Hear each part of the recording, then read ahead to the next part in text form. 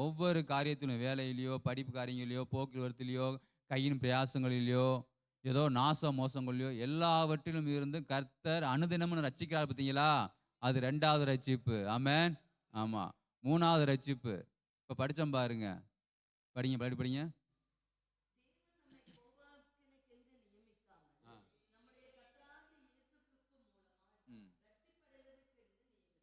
இந்த ரட்சிப்பு 3வது ரட்சிப்புங்க. கடைசி கால ரட்சிப்பு. இயேசு கிறிஸ்து வரும்போது ஒரு ரட்சிப்பு ஒன்று இருக்குங்க.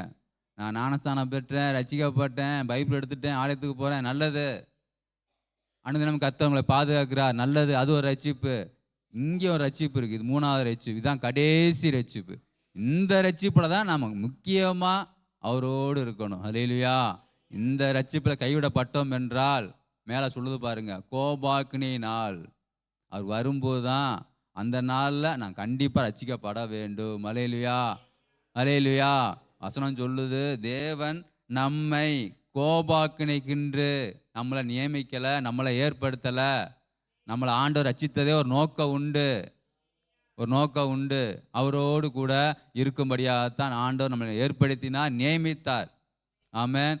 அநேக சொல்கிற காரியங்கள், நான் பரலோகம் போக முடியுமா, நான் இப்படி இருக்கிறேனே, அப்படி இருக்கிறேனே, குறைவுள்ளனா இருக்கிறேனே, கோபம் இருக்கே, சுவாபம் மாறலையே, பொய் பேசுகிறேனே, பொறாம்பறனே, களவு செய்கிறேனே, எனக்குள்ள இவ்வளோ குறை இருக்கே, நான் கர்த்தராகிய இயேசு கிறிஸ்து 2ஆம் செய் வரும்பொழுது அவரோடு போக முடியுமான்னு எல்லாருக்கும் ஒரு காரியம். என்ன காரியங்க? சந்தேகம். போகணும் ஆசை இருக்கு, 90% ஆசை இருக்கு. ஒரு 10% நமக்குள்ளே, நம்முடைய ஆத்மாவுக்குள்ளே, நம்ம இருதயத்துக்குள்ளே சந்தேகம் இருக்கு. என்னால் முடியுமா? உங்களால் சத்தியம் முடியவே முடியாது. அல்லேலூயா, அல்லேலூயா. எந்த மனுஷனும் தன்னுடைய சன்மார்க்கமான வாழ்க்கையில், சுய வாழ்க்கையில், பரிசுத்தமான தனக்குள்ள நான் வாழ்ந்து பரலோகம் போக முடியும்னா எந்த பரிசுத்தவானையும் போகவே முடியாது, போகவே முடியாது. நம்ம அவ்வளோ குறை உள்ளவர்கள், அவ்வளோ அழுக்குள்ளவர்கள். அல்லேலூயா. அவருடைய கிருபையை பற்றி கொள்ள வேண்டும். ஒன்னே ஒன்று சொல்கிறேன், நீங்கள் உங்களையே பார்த்தீங்கன்னா நீங்கள் ஒருபோதும் பரலோக பாதையில் நடக்கவே முடியாது. நான் என்னால் முடியாது, ஆண்டுடைய கிருபையினால் முடியும். ஆமென். அவருடைய கிருபையை சார்ந்து கொள்ளுங்க, கிருபையை சார்ந்து கொள்ளுங்க. அவர் வரும்பொழுது நாம் கைவிடப்பட வேண்டும் என்று அவர் நம்மளை அழைத்து பைபிளை கொடுத்து, ஆலயத்தை கொடுத்து படிக்க சொல்லலை, வாழ சொல்லலை. நான் அதுக்காண்டி உங்களை நியமிக்கலைன்னு சொல்லி வசனம் சொல்லுது. அருமையான வசனம், அருமையான வசனம். அவர் வரும்பொழுது கடைசி ரட்சிப்பு நாம் அடைய வேண்டும். அல்லேலூயா, அல்லேலூயா. பாருங்க, நம்முடைய சுயத்தினால நான் மனந்திரும் பட்டோமா, ரட்சிக்கப்பட்டோமா, நம்ம அவளை நல்லவங்களா, அவளை பரிசுத்தவானா, அவளை நீதிமானா, அவளை சன்மார்க்கமுள்ள வாழ்க்கை வாழ்ந்தோமா? இந்த இயேசு கிறிஸ்து நம்மளை தேடி வந்து ரட்சிக்க முடியாது அப்படியா வாழ்ந்தோம்? இல்லையே. அதுவும் கிருபை. ஆமென். நாம் ரட்சிக்கப்பட்டதே பெரிதான கிருபை, கிருபை. கிருபையை சார்ந்து கொள்ளுங்க. அடுத்து, பரிசுத்த ஆவியானவரை எப்படி பெற்றோம்? அதுவும் கிருபை. ஆமென். அதுவும் கிருபை. இப்போ வரப்போகிறதான அந்த 2ஆம் வருகை, முதல் வருகை பாவிக்காய் வந்தார், நம்மளை பாவியிலிருந்து பரிசுத்தவானை மாற்றி விட்டார். இப்போது வரப்போகிறது இந்த 2ஆம் வருகையில், இந்த 2ஆம் வருகையில், இந்த 2ஆம் வருகையில் நாம் பரிசுத்தவானாய் மாறணும். ஆமென். ஆமாம், இந்த 2ஆம் வருகையில் பரிசுத்தவானாய் மாறணும். கர்த்தர் நல்லவர். பாவியா பிறந்தது நம்ம செஞ்ச தவறா? என்னை கவனிங்களேன். நாம் பாவியா பிறந்தது நம்ம செஞ்ச தவறா? சொல்லுங்களேன். நாம் பாவியா பிறந்து நம்ம செஞ்ச தவறா? இல்லை, நான் செய்யலை, என் முற்பதாக்கள் செய்தார்கள். ஆமென். எனக்கு முன்னாடி பிறந்த தாய் தகப்பனார், தாத்தையும் பாட்டி பூட்டி, அவங்க செஞ்ச தவறு, பாவம், ஆதாம் செஞ்ச பாவம். ஆனால் நான் பிறந்துட்டோம், கிறிஸ்துக்குள்ளே வந்துட்டோம், கிருபையினால் ரட்சிக்கப்பட்டுட்டோம். ஆனால் இந்த ஆலயத்துக்குள்ளே வந்தும், இந்த பரிசுத்தமான பாதைகளை வந்தும் பாவியாகவே மறிச்சிடக்கூடாது. அதுதான் நான் செய்கிற பாவம். அல்லேலூயா, அல்லேலூயா. நான் பிறந்தது நான் செய்த பாவம் அல்ல, ஆதாம் செய்த தவறு, அந்த பாவம் என் மேல் வந்தது. ஆனால் எனக்கு ஆண்டவர் வாழ்க்கையை கொடுத்துருக்காரு, வாழ வழி கொடுத்துருக்கிறாரு, ரட்சித்திருக்கிறாரு, பரிசுத்த ஆவியானவரை கொடுத்துருக்கிறாரு, விசேஷமாக வேதாம் வார்த்தையை கொடுத்துருக்காரு, ஆலயத்தை கொடுத்துருக்கிறாரு. எல்லாமே அவருடைய கிருபை. ஆனால் நான் பாவியாகியே மறிச்சிடக்கூடாது. அவர் வரும்பொழுது நான் கைவிடப்படக்கூடாது. கர்த்தராகிய இயேசு கிறிஸ்து 2ஆம் செய் வரும்பொழுது அவர் வரும்பொழுது இந்த கடைசி ரட்சிப்பிலையும் நானும் பங்கெடுக்க வேண்டும் என்று ஒவ்வொருவருக்கும் ஒரு காரியம் வேண்டும். ஹல்லேலூயா, ஹல்லேலூயா. அநேகர் நினைக்கிறது, நம்ம சுய கருத்தையே பார்க்கறது, என்னால் முடியுமா, நானும் பரலம் போயிடுவேனா, பார்க்க கூட முடியுமா, அங்கே போனால் ஒரு சின்ன குடிசையாவது கிடைக்குமா, இல்லை பரலோ வாசல் நிற்பானா, இல்லை அங்கே போய் ஏதாவது வேலைக்காரனாவது இருப்பானா, அப்படி தான் நினைக்கிறாங்க. காரணம், அவங்க தங்களுடைய காரியத்தையே பார்க்கறது, கர்த்தருடைய கிருபையை கைவிடுறது. ஹல்லேலூயா. கர்த்தரை சார்ந்து கொள்ளாத வாழ்கிற வாழ்க்கையெல்லாம் பரலோகம் போகிறது சந்தேகம்தான். இப்போ நம்ம பார்க்க போகிறது கிருபை தான் பார்க்க போகிறோம். நம்ம ரட்சிக்கப்பட்டதே பெரிய கிருபை, ஆண்டவர் பரிசுத்தாவி தந்தது அதோட பெரிய கிருபை, இந்த ஆலயத்திலிருந்து அதோட பெரிய கிருபை, கையில் வேதாந்தத்தை கொடுத்து பெரிய கிருபை, எல்லாமே கிருபை. நம்மளால் ஒன்றுமே இந்த காரியத்தில் நம்மளுடைய காரியம் ஒன்றுமே இல்லை இதில். ஹல்லேலூயா. அதே போல் அவருடைய வருகையிலும் அவருடைய கிருபையினாலே நாம் ரட்சிக்கப்படுவோம் என்று விசுவாசியுங்க. ஆமென். என்னால் ஒன்று இல்லை ஆண்டவரே, என்னை கைவிடாதீங்க, உங்களுடைய கிருபையை சார்ந்து கொள்கிறேன், உங்களுடைய வார்த்தையின்படி ஜீவிக்கிறேன்னு சொல்லி அவரை துதியுங்கள். ஹல்லேலூயா. கர்த்தர் நல்லவர். ரோமர் புஸ்தகம், ரோமர் 5ஆம் அதிகாரம் 2 சொல்லுங்களேன். ரோமர் 5:2.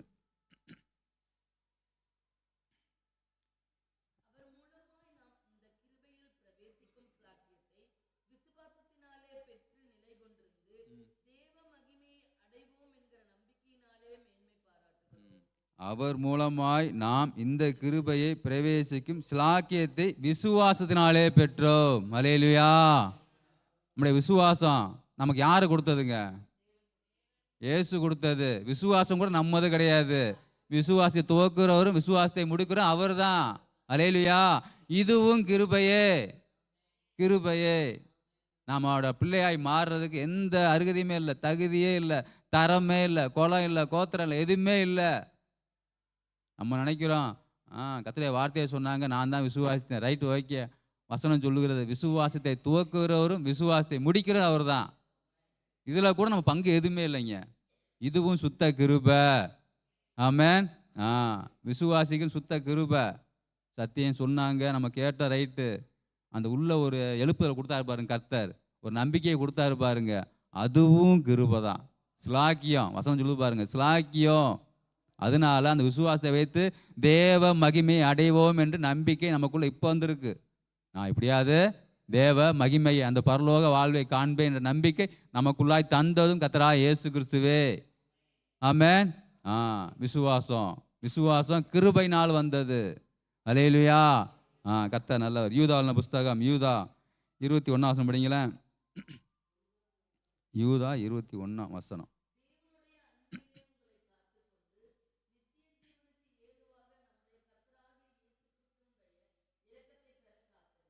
சரிங்களா? தேவனுடைய அன்பிலே உங்களை காத்து கொண்டு, என்னங்க தேவனுடைய அன்பு? அப்படியே வசனத்திலே உங்களை காத்து கொள்ளுங்க. ஹல்லேலூயா. இந்த வசனம் தான் உங்களுக்கு கிருபையை தரும், வேற ஒன்று உங்களுக்கு கிருபையை தராது. விசுவாசத்தை கொடுத்துட்டாரு, பெரியான சிலாக்கியத்தை நீங்கள் பெற்றுக்கொண்டீங்க. அடுத்து இந்த வசனத்தை காத்து கொண்டு நடவுங்கள். கையில் இருக்க வார்த்தை ஏதோ பிரிண்டிங்கு, மை, பைபிளு 500 கொடுத்தா கிடைக்கும், 100 கொடுத்தா கிடைக்கும், எல்லாம் கிடைக்கும். வசனம் கையில் இருக்கக்கூடாது. இன்னைக்கு படித்தோம் பாருங்க, வசனம் சங்கீதம். வசனம் எங்கே இருக்கணுங்க? இருதயத்தில் வைத்து வைக்கணும். ஹல்லேலூயா. அப்படியே வரைக்கு நீங்கள் ஆயத்தமாக இருக்கீங்கன்னா உங்களுடைய இருதயத்துக்குள்ள கர்த்தருடைய வார்த்தை வைத்து வைக்க வேண்டும். கேட்டுட்டு போகக்கூடாது, கேட்டுட்டு போகக்கூடாது. வசனத்தை பேசும்போது, யாரோட சகோதர பேசும்பொழுது வசனத்தை பேசணும், சத்தியத்தை பேசணும், சத்தியத்தை பேசணும். நம்ம அதைத்தான் பேச மாட்டோம். வசனம் கேட்போம், பைபிள் 100% படிப்போம். அப்படியே சகல விசுவாசிகளோட பேசும்பொழுது 1 மணி நேரம் பேசின வார்த்தையை 1 நிமிஷம் கூட வெளியே பேச மாட்டோம். அந்த வார்த்தையை இங்கே கேட்போம், படி வரையும் கொண்டு போவோம், மறந்துடுறோம். ஹல்லேலூயா. வசனத்தை இருதயத்தில் வைத்து வைக்கணும், வச்சு வாழ பழகணும். கேட்ட வசனத்தை ஒரு நாளைக்கு ஒரு 2 தடையாவது யார்கிட்ட பேசி பழகணும்.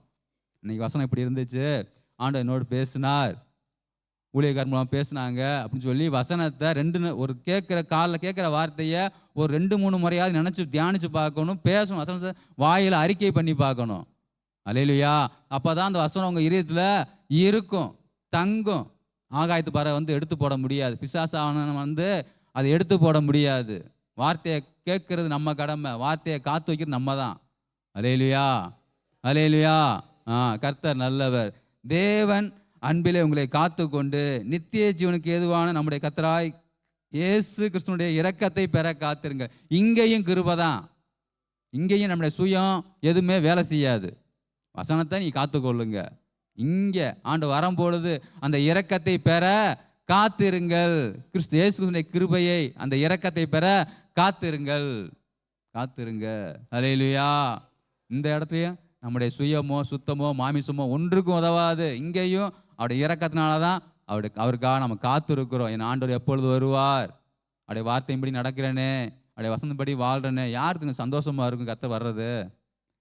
கர்த்தர் வரப்போது யாருக்கு சந்தோஷமா இருக்கும்? அவருடைய வார்த்தையின்படி நடக்கிற ஆத்துமாவுக்கு மகிழ்ச்சியா இருக்கும், நீதிமானுக்கு சந்தோஷமா இருக்கும். வார்த்தையை அசட்டை பண்ற ஆளுக்கு பயம் இருக்கும், துக்கம் இருக்கும். அல்லேலூயா. உங்களுக்கு பயம் இருக்கா? சந்தோஷம் இருக்கா? அல்லேலூயா. அவருடைய இரக்கத்தை பெற காத்திருங்கள்.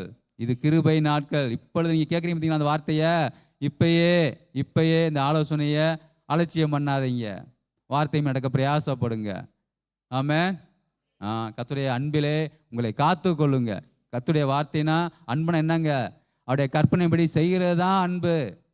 கேட்ட வசனத்தின்படி செய்கிறது தான் அவர் மேல் நான் அன்பா இருக்கேன், பக்தியா இருக்கேன், பயமா இருக்கேன், பயபக்தி குருனா இருக்கேன்னு அடையாளம். அன்பு நான் வேற நினைக்க வேணாம். அவளை போல அன்பு நம்மளால் தர முடியாது. ஆனால் அவர் சொன்ன வசனம், என்னை அன்பா நேசிக்கிறையா, நேசிக்கிற அடையாளம் என்னங்க? அவருடைய கற்பனையை கைக்கோள், எழுதி கொடுத்த அந்த வேதாமத்தை கை கொண்டு நட. இதுவே நீ என்னிடத்தில் அன்பா இருக்கிற என்று அவர் அறிந்து கொள்வார். அல்லேலூயா, அல்லேலூயா. 1 யோவான் 3:3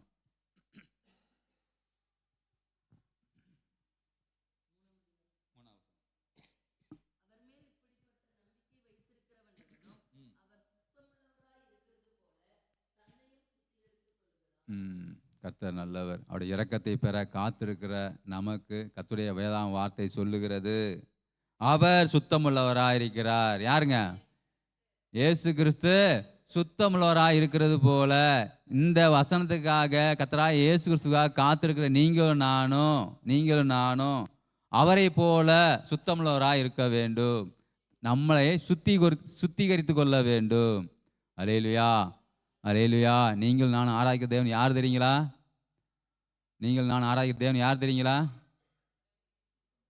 அது ஓகே, சுத்தமுள்ளவர். அல்லேலூயா. இந்த வார்த்தையை சொல்ல எந்த ஆத்துமாவுக்கு தைரியம் இருக்கு? நான் சுத்தமுள்ளவன் என்று சொல்ல யாருக்கு தைரியம் இருக்கு? மனுஷனால் சொல்ல முடியாது. பூமியில் இருக்கிற எந்த மனுஷனாலையும் நான் சுத்தமுள்ளவன் என்று யாராலையும் சொல்ல முடியாது. எவ்வளோ பெரிய பரிசுத்தமான இருந்தாலும் எங்கேயாவது 1% 1% கூட இருக்கும். அப்படிதான் வசனம் சொல்லுது. அப்படிதான் சொல்லுது. சொல்கிறவங்க கூட மாற்றி சொல்லலாம், ஆனால் வசனம் அப்படி தான் சொல்லுது.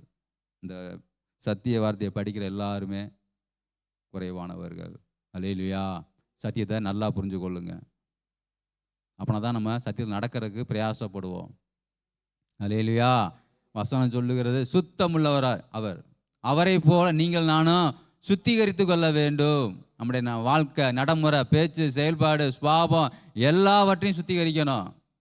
அப்பொழுதுதான் வரும்பொழுது அவருடைய இரக்கத்தை நாம் பெற முடியும்.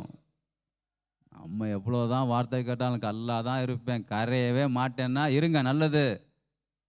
ஒரு நாள் கைவிடப்படுவீர்கள். அல்லேலூயா. வசனம் தெளிவாக சொல்லுது, இது கிருபை நாட்கள். கிருபையை வீணா போக்கடிக்காதீங்க. கிறிஸ்துவன்னு சொல்லிட்டு, நான் ஆண்டவர் பிள்ளைன்னு சொல்லிட்டு வார்த்தையை அசட்டை பண்ணுறவங்களாம் என்ன பண்ணுறது? கர்த்தர் பார்க்கிறார். அல்லேலூயா. அவர் சுத்தமுள்ளவராக இருக்கிறார், அதுபோல் நாமும் சுத்தமுள்ளவராக இருக்கணும். ஆமாம், உங்களை நீங்களே சுத்திகரித்து கொள்ளவே முடியாது. உங்களுடைய இதயத்தை இருக்கிற குறைகள், நிறைகள், அழுக்கு, தூசி எதுவாக இருந்தாலும் சரி உங்களால் சுத்திகரித்து கொள்ளவே முடியாது. இது உண்மை. உங்களுடைய காரியங்களை, உங்களுடைய இதயத்தின் காரியங்களை, உங்கள் வாழ்க்கை காரியங்களை உங்களால் சீர்படுத்தி கொள்ளவே முடியாது. அதற்கு யார் வேணுங்க? கர்த்தராகிய இயேசு கிறிஸ்து வேணும். சங்கீதம் 34:5. சங்கீதம் 34:5.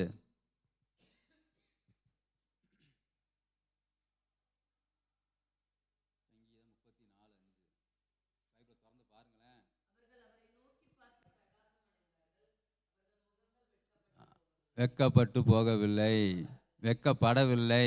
உங்களுடைய காரியங்களும் இதயத்தை உங்களால் சீர்படுத்த முடியாது. அதற்கு கர்த்தராகிய இயேசு கிறிஸ்து தான் பார்க்கணும். அவரையே நோக்கி பாருங்கள், அப்பொழுது பிரகாசம் அடைவீர்கள். எப்படி பார்த்தீங்களா? வசனம் அழகா பேசுது பார்த்தீங்களா? நம்மளால சுத்திகரித்து கொள்ள முடியாது. ஆனால் வசனம் சொல்ல சுத்திகரித்து கொள்ளுன்னு சொல்லுது. அது எதுக்கு வழி? எப்படி சுத்திகரிக்க முடியும்? அவர் தான் நோக்கி பார்க்கணும். இந்த பூமியில் வாழ்ந்தாரே, 33 வருஷம் வாழ்ந்தாரே, அவரையே நோக்கி பார்க்கணும். அவர் பிறப்பு எப்படி? தாழ்மை. எப்படிங்க? அவருடைய பிறப்பு எப்படிங்க? மாட்டு கொட்டகை. நீங்கள் நான் ஹாஸ்டலில் பிறந்தோம், வீட்டில் பிறந்திருப்போம், நல்லா பாதுகாப்பாக பிறந்திருப்போம். ஆனால் விண்ணுலகையும் மண்ணுலகையும் படைத்த அந்த கர்த்தர் ஆட்டு கொட்டையில் பிறந்தார். ஹல்லேலூயா.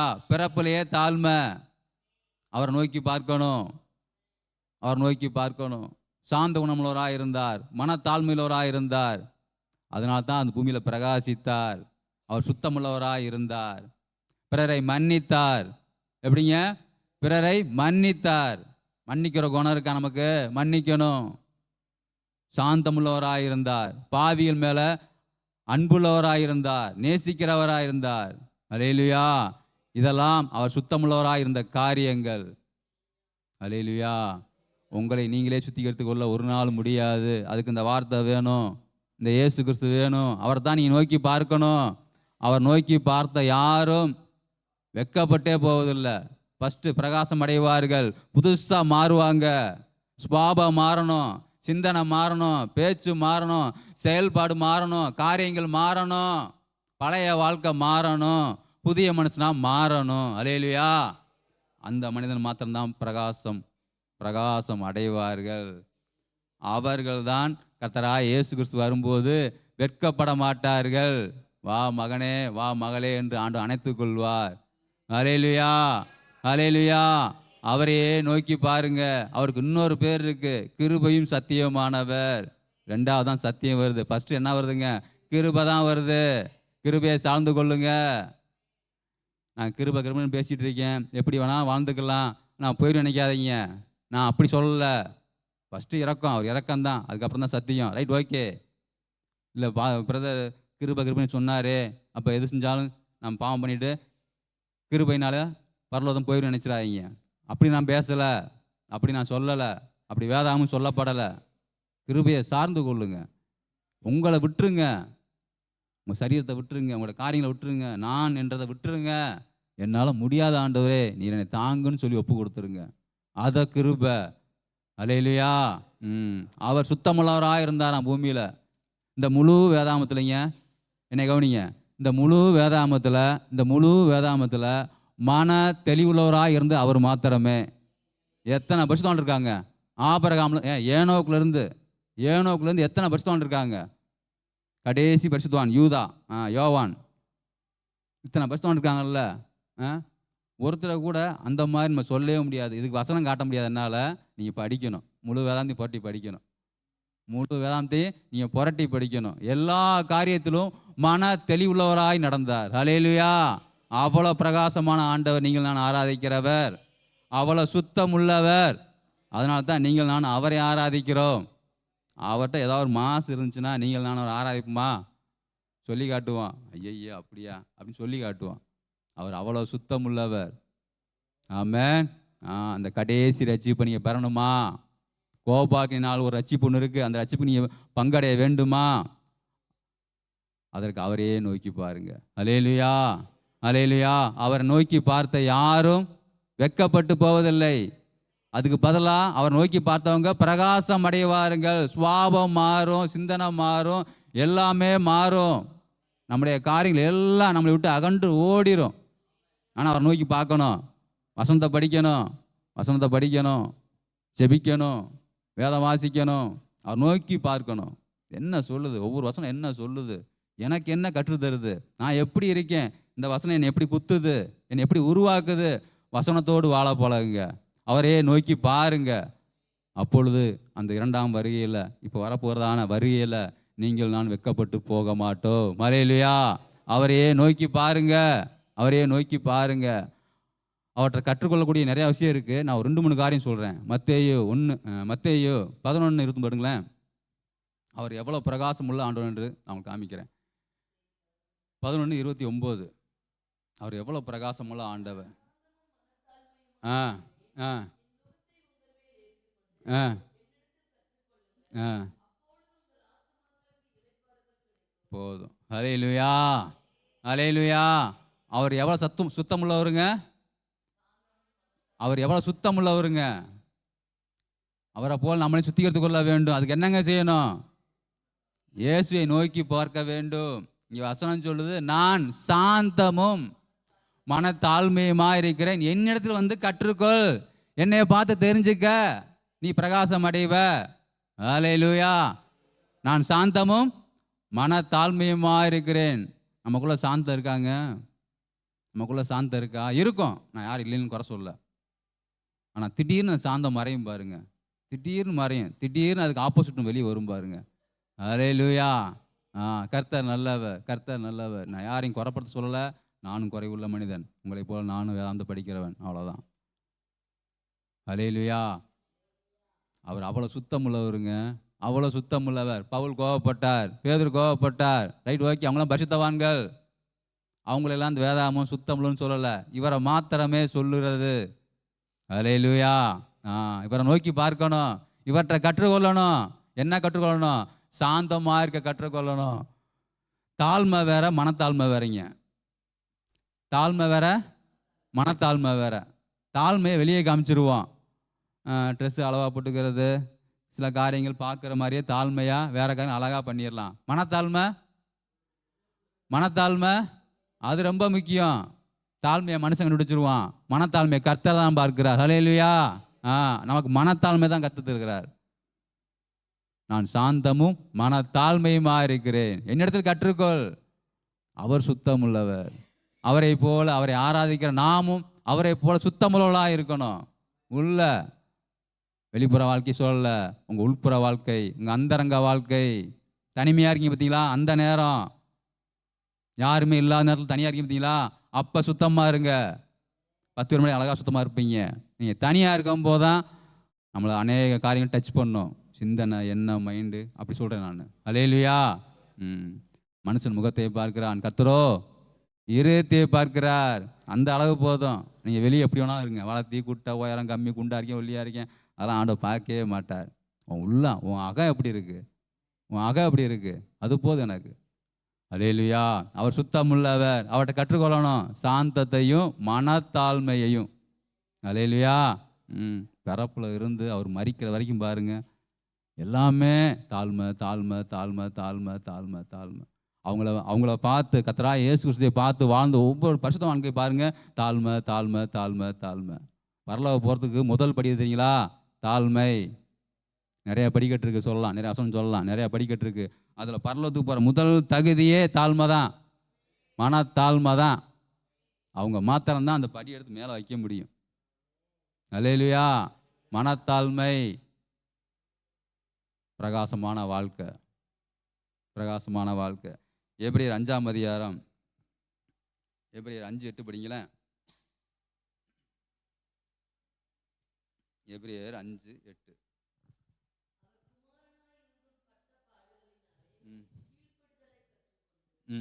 கீழ்ப்படிதல். பார்த்தீங்களா? நமக்கு சாந்தம் இருக்கா? நீங்களே யோசிங்க. மனத்தாழ்மை இருக்கா? உங்கள்கிட்டயே அதை கொடுத்துற, நீங்களே சிந்திங்க. இங்கே ஒரு காரியம், அவற்றை கற்றுக்கொள்ள வேண்டிய ஒரு காரியம், அவர் பிரகாசமாக இருந்த ஒரு காரியம், அவர் சுத்தமுள்ளதாக இருந்த ஒரு காரியம், பாடுகளினாலே கீழ்ப்படிதலை கற்றுக்கொண்டார். ஹல்லேலூயா. நம்ம இருக்க எத்தனை பேர் இந்த வசனத்தை படிக்கிறேன், இது வரைக்கும் படிச்சுட்டே இருக்கோம், இன்னமும் படிப்போம். சுத்தமானால் பாடு வரும்போது யாராவது கீழ்ப்படிவோமா? நீங்களே சிந்திங்க. கஷ்டம் வரும்போது, பாடு வரும்போது நம்ம கீழ்ப்படுகிறோமா? படிய மாட்டோம். நமக்குள்ளே இருந்து டக்குன்னு வெளியே வரும், என்னது அப்படிம்போம். அவங்க என்ன சொல்லி நான் என்ன கேட்கறது? அவங்க இப்படி சொல்கிறாங்க, அவங்க சொன்னாங்க, நான் செஞ்சேன். அவங்க செஞ்சாங்க, நான் செஞ்சேன், அப்படி தான் பேசுவோம். கீழ்ப்படியும் வந்து யாருக்குமே மனசு வரவே மாட்டேங்குது. கணவன், மனைவி, பிள்ளைகள், பெற்றோர் யாருக்குமே வர மாட்டேங்குது. வாலிப பிள்ளைகள்லாம் கீழ்ப்படினா பெற்றோர் அப்படியே வெறுப்பாக பார்க்குதுங்க, நெருப்பாக பார்க்குதுங்க. ஐயோ வீட்டுக்கு வந்துட்டாரே அப்பா அம்மா அப்படின்னு அப்படியே வெறுப்பாக பார்க்குது. ஏன்? ஏதாவது சொல்லுவோம், கண்டிப்போம், அது கீழ்ப்படிய மனசு இருக்காது. அந்த கீழ்ப்படியை வந்து நம்ம அவ்வளோ சீக்கிரம் கற்றுக்கொள்ளவே முடியாதுங்க. அதெல்லாம் கரெக்டாக தான் நமக்கு தரணும். ஆமாம். அது எவ்வளோ தான் நீங்கள் மனசில் அடித்து ஒடிச்சு வளர்த்து பாருங்க, கீழ்ப்படிகிறோமா அந்தந்த வயசு அந்த மாறிடுறோம்ல. 5 வயசுக்குள்ள வரைக்கும் பிள்ளை அம்மா சொல்ல கேட்கும், ஓடியாரும் வரும், அம்மா அப்பா அடிக்க மாட்டாங்க. 10 வயசு இருந்தா டேய் அப்படிங்க, 5 வயசு இருந்தா இங்கே வாடா அப்படிங்க, 20 வயசுனா டேய் இந்த கட்டை எடுக்கிறே அப்படிங்க. அந்தந்த வயசுக்கு கீழ்ப்படிதல் மாறி மாறி நடக்கிறோம், கீழ்ப்படிய மாட்டேங்கிறோம். காரணம் நமக்குள்ள சுத்தம் இல்லை, பிறப்புலையே சுத்தம் இல்லை, பாவம் நமக்குள்ள இருக்கு. அநேகர் நினைக்கிறாங்க பாவத்தை நான் பார்த்தனால பாவம் செஞ்சுட்டேன், அவங்க சொன்னனால நான் பாஞ்சிட்டேன், கண்ணில் பார்த்தனால பாஞ்சிட்டேன் அப்படின்னு சொல்கிறோம். பாவம் எங்கே தெரியுங்களா இருக்குது? பாவம் நமக்குள்ளே தாங்க இருக்குது. நம்ம உள்ளே இருக்கிறனால தான் அதை பார்த்த உடனே அதுக்கு உயிர் கொடுக்குறோம். அதை பார்த்ததுனால நான் பாவம் செய்யலை, பாவம் ஆல்ரெடி எனக்குள்ளே இருக்குது, இயேசு கிறிஸ்து நான் ஏற்றுக்கொண்டேன் அப்படின்னு சொல்கிறோம், எல்லாம் செய்கிறோம். திடீர்னு மரிச்ச பாவம் நம்ம ஞானஸ்தானம் பண்ணி அடக்கம் பண்ணச்சு பார்த்தீங்களா, பாவம் மரிச்சு தான் உள்ளே படுத்துருக்கோம். ஒரு காரியம், ஒரு சந்தர்ப்பம், சூழ்நிலை வரும்போது அந்த பாவம் அதை பார்த்துட்டோம்னு வச்சுங்களேன், அங்கே பார்த்த பாவம் இங்கே நமக்குள்ள உயிர் கொள்ளும். கர்த்தரா இயேசு கிறிஸ்துக்குள்ள உடன்படிக்கை பண்ணி ஞானஸ்தானம் பண்ணி இனிமேல் அந்த பாவத்தை செய்ய மாட்டேன், பேச மாட்டேன், பார்க்க மாட்டேன்னு சொல்லி உடன்படிக்கை பண்ணி வச்சிருப்போம், மரிச்சு போயிருக்கோம்.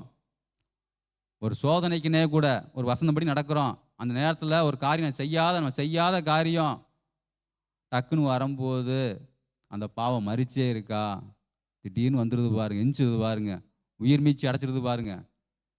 அல்லேலூயா. கீழ்ப்படியணும். அநேகர் சொல்கிற தவறுலாம் சத்திய வார்த்தையில கூட ரொம்ப நமக்கே சங்கடமாக இருக்குது. அதை பார்த்தனால பாஞ்சிட்டேன், அவங்க பேசினாலும் அப்படி பண்ணிட்டேன், அப்படி இல்லை. பாவம் நமக்குள்ளே தான் இருக்குது.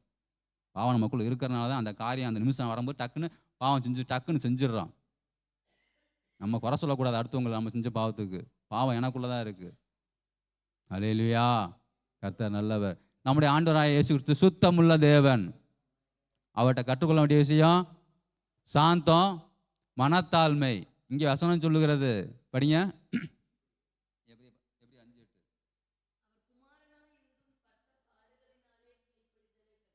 கீழ்ப்படுதலை கற்றுக்கொண்டார், பாடுகளினாலே கீழ்ப்படுதலை கற்றுக்கொண்டார். நீங்கள் நானும் கீழ்ப்படுதலை கற்றுக்கொள்ள வேண்டும்.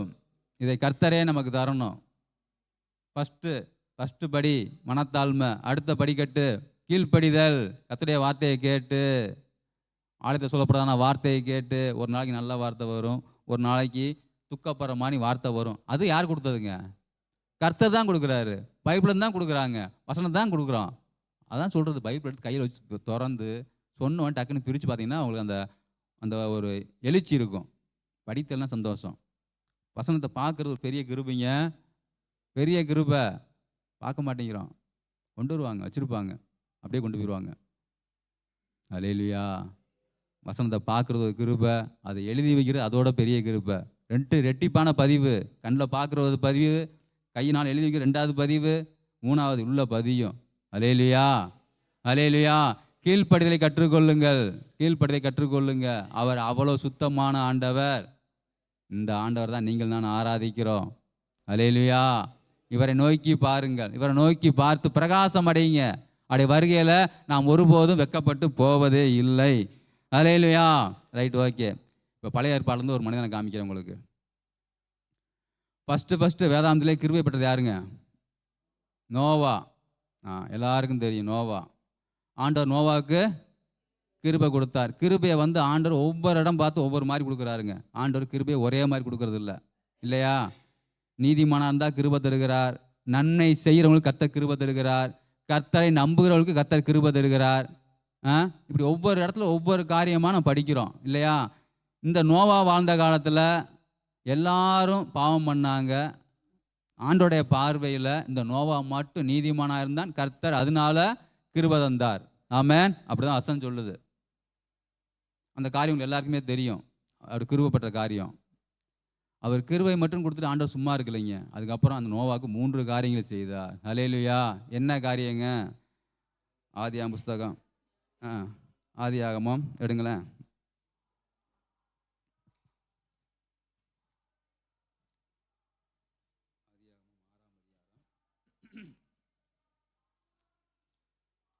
கிருபை தர்றேன்னு சொல்லிட்டாரு, உன் கண்கள் உனக்கு கிருபை இருக்குன்னு சொல்லிட்டாரு. சொன்ன ஆண்டவர் அந்த கிருபையை கொடுத்துட்டு அந்த மனிதனை அப்படியே கை கழுவி விடலை.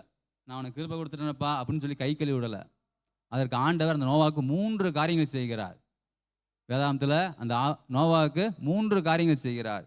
6ஆம் அதிகாரம் 13 வசனம் படிங்களேன்.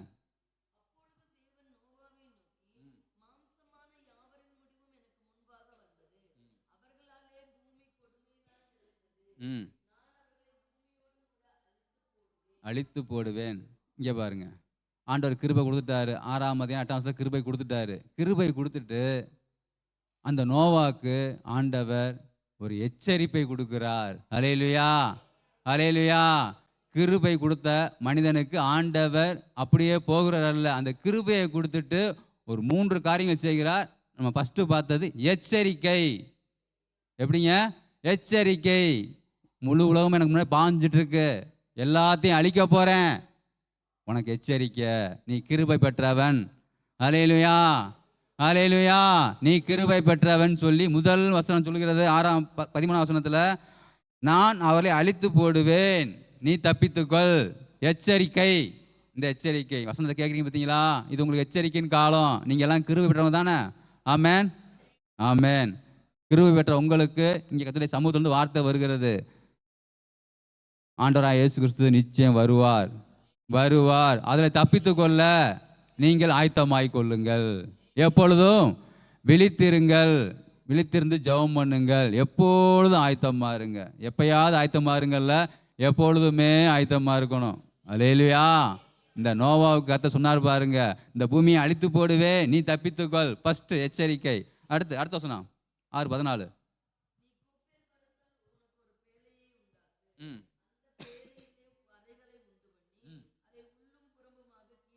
கீழ் பூசு. இதுக்கு என்னங்க அர்த்தம்? இப்போ படிச்சீங்களா வசனம்? என்னங்க அர்த்தம்? என்ன அர்த்தம்?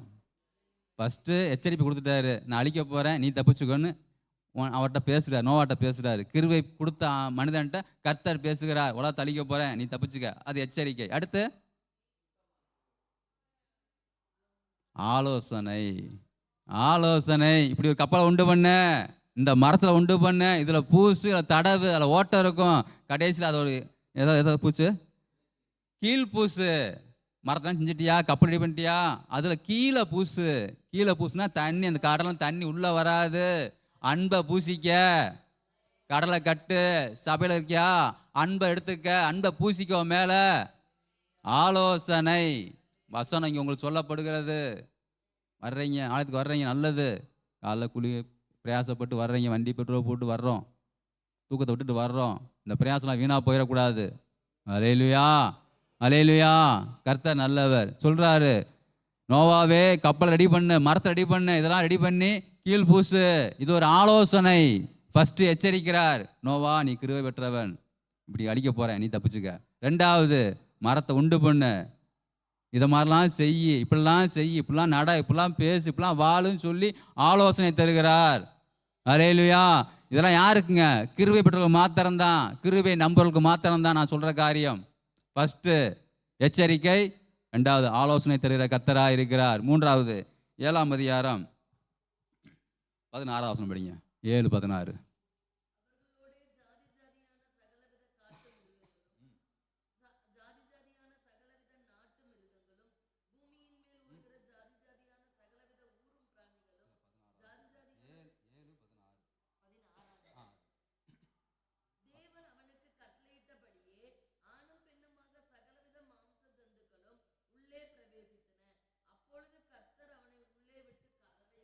ஹல்லேலூயா, ஹல்லேலூயா. ஃபர்ஸ்ட் கிருபை வந்துச்சு. கிருபையோட கர்த்தர் எச்சரிப்பை கொடுத்தா, நீ தப்பித்துக்கொள். 2வது ஆலோசனை, கப்பலை உண்டு பண்ணு, வார்த்தையை கேளு, வசனத்தை கேளு, எல்லாத்தையும் மாற்றி வட நட என்று சொல்லுகிறார். அடுத்து கர்த்தரே உள்ளே விட்டு கதவை அடைக்கிறார். அல்லேலூயா. உலகம் அழிய போது, நீ உள்ள வந்துரு. இது என்னங்க? பாதுகாப்பு. ஆமென். கர்த்தர் நல்லவர், கர்த்தர் நல்லவர். இதே போல அன்று அந்த நோவா உலகம் அழியும் போது கர்த்தர் பன்னிரதான கிருபை உள்ள அந்த மனிதனுக்கு 3 காரியங்கள் செய்தார். ஆலோசனை எச்சரித்தார், ஆலோசனை செய்தார், ஆலோசனை கொடுத்தார், பாதுகாத்தார், அந்த மனிதனை தப்புவித்தார். இன்று வரப்போகிற இனி வரப்போகிற இந்த 2ஆம் வரல வரப்போகிறதான உங்களை என்னையும் ரட்சிக்க கிருபை வந்திருக்கிறார். அல்லேலூயா. கிருபை பெற்றிருக்கோம், கிருபை பெற்றிட்டோம். நம்முடைய ஆவி, ஆத்துமா, சரீரம் காக்கப்படணும். அன்று நோவாவுக்கு 3 காரியம் கொடுத்தார். நான் இப்படியாக சொல்லுகிறேன், உங்களுடைய ஆவி, ஆத்துமா, சரீரம் இந்த 3 காரியம் காக்கப்படணும். அதுக்கு நம்ம என்ன செய்யணும்? காத்துக்கொள்ளணும், கிருபையை பற்றி கொள்ளணும். உங்களை விட்டுருங்க. நான் திரும்ப திரும்ப சொல்கிறேன், நேற்று வந்து பேசிகிட்டு இருக்கோம், இன்னைக்கு தெளிவாக சொல்கிறேன். கிருபை நீ வேற மாதிரி நினச்சக்கூடாது. கிருபையை சார்ந்து கொள்ளுங்கள். 2வது ஆழமான சத்தியத்தை கற்றுக்கொள்ளுங்கள். ஃபஸ்ட்டு கிருபை, அப்புறம் சத்தியம். சத்தியம்லாம் எடுத்தோன்னே எடுத்து கொடுத்தா ஆண்டவர் கொடுத்தா நம்ம தாங்க மாட்டோம். அதனால தான் ஆண்டவர் நல்லவர். ஃபஸ்ட்டு நீ கிருபையை பிடிச்சிக்க. நீ கிருபையை பிடிச்சி கொஞ்சம் நடந்து வா. அதுக்கப்புறம் வேதத்தில் ஆழமான ரகசியம் சத்தியத்தெல்லாம் நீ படி என்று வழி நடத்துகிறா. அல்லேலூயா. அந்த நாட்களில் முதலாம் அழிவிலேயே கிருபை தந்து அந்த நோவை ரட்சித்த ஆண்டவர் இன்று அந்த நோவாவிலும் விசேஷமானவர் நீங்கள் நானும். அல்லேலூயா, அல்லேலூயா. நீங்கள் நானும் சாதாரண ஆள் கிடையாதுங்க, விசேஷித்தவர்கள். ஏன் அப்படி சொல்றீங்க கேட்குறீங்களா? ரட்சிக்கப்பட்டிருக்கோமே, பாவத்திலிருந்து வேறு பிரிக்கப்பட்டிருக்கோமே. அன்று அந்த நோவாவை ஆண்டவர் உலக ஜனங்கள்லேருந்து தனியாக வேறு பிரித்து எடுத்து உனக்கு கிருபைன்னு சொன்னார். இன்னைக்கு உங்களுக்கு எனக்கு எப்படி? நம்ம சொந்த பந்த மத்தியில், நம்ம ஊர் மத்தியில், நம்ம குளம் மத்தியில், நம்ம கோத்திர மத்தியில் நம்ம வேறு பிரித்து எடுத்திருக்காரு. இது ஒரு பெரிய கிருபை இல்லையா? அல்லேலூயா. நோவாவுக்கு இல்லாத ஒரு காரியம் பரிசுத்த ஆவியானவர். அதான் நோவாவுக்கு என்னன்னு தெரியாது, தெரியவே தெரியாது. பிரமாணமும் இல்லாத காலம் அது. ஆனால் உங்களுக்கு எனக்கு விசேஷத்த பரிசுத்தான கிருபை உண்டு. இல்லை, இருக்கா? இருக்கு. அதை பெற்றிருக்கோம், உணர்றோம். ஆண்டவர் உணர்றோம், கண்ணில் பார்க்க முடியல, ஆனால் உள்ள உணர்றோம்ல. ஆண்டவர் இருக்கார், ஆண்டவர் என்னோடு பேசுகிறார், என் ஜெபத்தை கேட்கிறான்னு உணர்றோம். பார்த்தீங்களா? அதெல்லாம் பெரிய கிருபை. அதெல்லாம் நோவாக்கே இல்லை. நோவா கிருபை கொடுத்து 3 காரியங்களை கொடுத்து ஆண்டவர் தேற்றினாரே, வழி நடத்தினாரே. உங்களை என்னை விட்டுருவாரா? கிருபையை சார்ந்து கொள்ளுங்க, கிருபையை பற்றி கொள்ளுங்க. வேதத்தில் 2 யோனோக்கு இருக்காங்க, தெரியுங்களா உங்களுக்கு? வேதத்தில் 2 யோனோக்கு இருக்காங்க, தெரியுமா உங்களுக்கு? ஆமாம். 4ஆம் அதிகாரம், ஆதியாகமம் 4ஆம் அதிகாரம் 12 எடுங்க, சீக்கிரம் எடுங்க, முடிச்சிடறேன். ஆதியாகமம் 4:18. ஆதியாகமம் 4:18. போதும். இந்த ஃபஸ்ட்டு படிச்சு பார்த்தீங்களா 4:18. இந்த யோனுக்கு வந்து காயினுடைய வம்சம் இந்த யோக்கு. இந்த யோனுக்கு ஆண்டவர் எடுத்துக்கொள்ளவே இல்லை. அநேக சொல்கிறாங்க யோனுக்கு 2 பேர் இருக்காங்க. இந்த யோனுக்கு, அந்த யோனுக்கு ஆண்டவர் எடுத்துக்கொள்ளவே இல்லை. அடுத்து 5ஆம் அதிகாரம் 12 படிங்க. ஆதியாகமம் 5:18. 4:18, 5:18.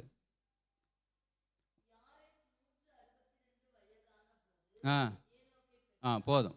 பார்த்தீங்களா? இங்கே ஒரு யோனாக்கு வர்றார், பார்த்தீங்களா? இவரைத்தான் தேவன் அந்நாட்கள் எடுத்துக்கொண்டார். அல்லேலூயா. ஆண்டவர் எல்லாத்தையும் எடுத்துக்கொள்ள போறதில்ல.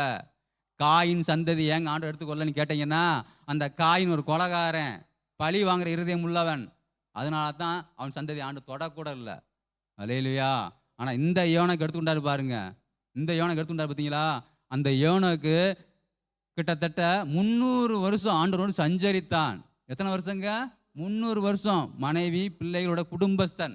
அந்நியன் கிடையாது, சன்னியாசி கிடையாது, சாதுகள் கிடையாது. யோனோக்கு குடும்பஸ்தன். ஆனால் இந்த யோனோக்கு எடுத்துக்கொள்ளப்பட்டார். வசனம் சொல்லுகிறது, அவர் மறுநாளில் 2 பேரில் ஒரு ஆளை கைவிட்டுருவேன்.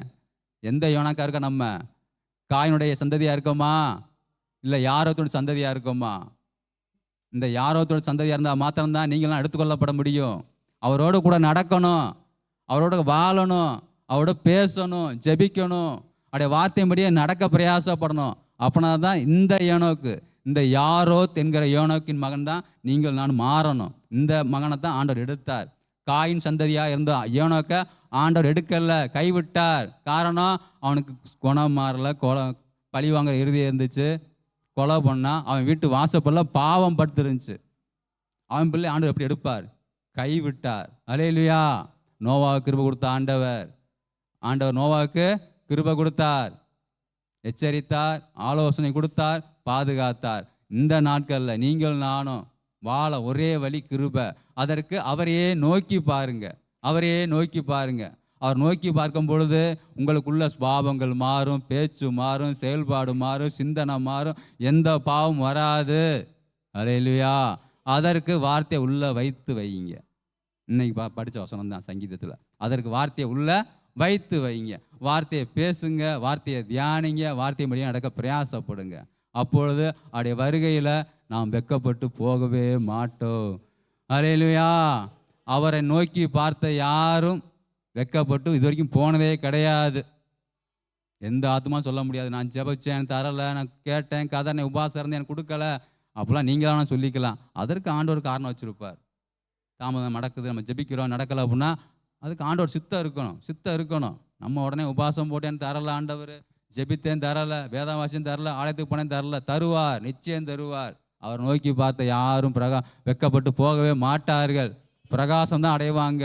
நல்லா ஆவிக்குரிய வாழ்க்கையில் வளரலாம், வாழலாம். அல்லேலூயா, அல்லேலூயா. கர்த்தர் நல்லவர். இந்த நோவாவே கைவிடாத தேவன். இந்த நோவாவே கைவிடலை, பாதுகாத்தார். அந்த அழிவுலேருந்து அந்த மனுஷனை பாதுகாத்தார், குடும்பத்தை பாதுகாத்தார். வரப்போகிறதான இந்த 2ஆம் ரட்சிப்பில், இந்த 2ஆம்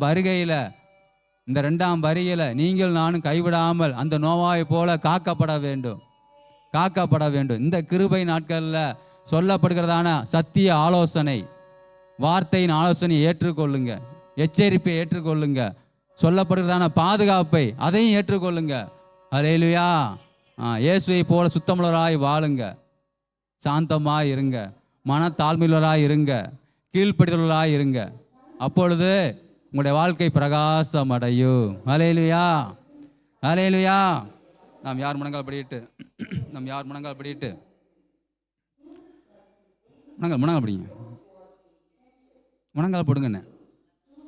சோதரம் சோதரம் சோதரம் சோதரம் சோதரம் சோதரம் சோதரம் சோதரம் சோதரம் சோதரம் சோதரம் சோதரம் சோதரம் சோதரம் சோதரம் சோதரம். நல்ல ஆண்டவரே, நன்றியோடு சோதரிக்கிறோம், துதிக்கிற ஆண்டவரே, தகப்பனே, அப்பா நல்ல காலை பொழுதுக்காய் சோதர ஆண்டவரே. இந்த காலை வேளையும் கூட அப்பா நம்முடைய ஆலயத்திற்கு வந்து அப்பா நம்முடைய வசனத்தை படிக்கவும் பார்க்கவும் கேட்கவும் வைத்தீரே, கொடான கொடி சோத்திர ஆண்டவரே. தகப்பனே, அந்த நோவாயை போல நாங்கள் உம்முடைய வருகையிலே காணப்பட எங்களுக்கு உதவி செய்யுங்க. இந்த ஏனோக்கை போல உம்முடைய வருகையிலே எடுத்துக்கொள்ளப்பட எங்களுக்கு கிருபை தாங்க ஆண்டவரே, எங்களுக்கு உதவி செய்யுங்கப்பா. நாங்கள் உண்மையே நோக்கி பார்க்கிறோம், நாங்கள் பிரகாசம் அடைய எங்களுக்கு கிருபை தாங்க, இரக்கம் செய்யுங்க. உம்முடைய கிருபையை பெற நாங்கள் காத்திருக்கிறோம் ஆண்டவரே. வந்திருக்கிற ஒவ்வொருவருக்காய் சோத்திரம். தூரமாக இருந்து இந்த செல்போனில் பார்க்கிற கேட்கிற ஒவ்வொருவருக்கும் உம்முடைய கிருபையை தரும்படியாய் கூட ஜெபிக்கிற ஆண்டவரே. அப்பா, இம்மட்டுமா எங்களோடு கூட இருந்ததுக்காய் நன்றி. அப்பா, அந்த நாள் செய்கிற வேலைகள், பிரயாசங்கள், காரியங்கள் எல்லாவற்றிலும் உமக்கு பிரியமாய் நாங்கள் வாழ வளர எங்கள் உதவி செய்யும்படியாய் கூட ஜெபிக்கிறோம். உம்முடைய கரம் எங்களோடு கூட இருக்கட்டும். இயேசு கிறிஸ்துவின் மூலம் ஜெபிக்கிறோம் ஜெபங்கள் நல்ல பிதாவே, ஆமென். என் ஆத்துமாவே கர்த்தரை சோதரி, என் முழு உள்ளமையோட பரிசுத்த நாமத்தை சோதரி. என் ஆத்துமாவே கர்த்தரை சோதரி, அவர் செய்த சகல உபகாரங்களையும் மறவாதே. ஆமென். ஹல்லேலூயா, ஹல்லேலூயா, ஹல்லேலூயா.